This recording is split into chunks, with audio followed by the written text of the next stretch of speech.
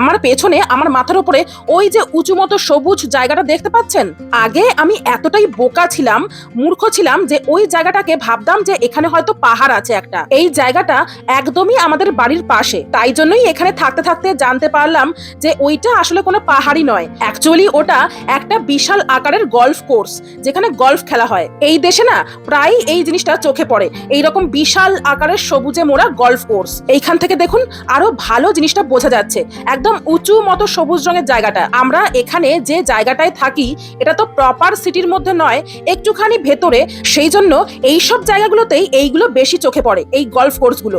শহরের মধ্যে কিন্তু অতটা দেখাই যায় না, তাই শহরের কোলাহল থেকে একটু দূরে এই গলফ মাঠগুলো শুধু খেলার জন্যই নয়, বরং রিল্যাক্স করার জন্য কিন্তু দারুণ। শীতের সময় তো এখানে কেউ বাইরে বেরোতে পারে না, কিন্তু এখানে গরমের সময় মানুষজন তাদের পরিবার, বন্ধু বান্ধব এদের সঙ্গে সময় কাটাতে এইখানে গলফ খেলতে আসে।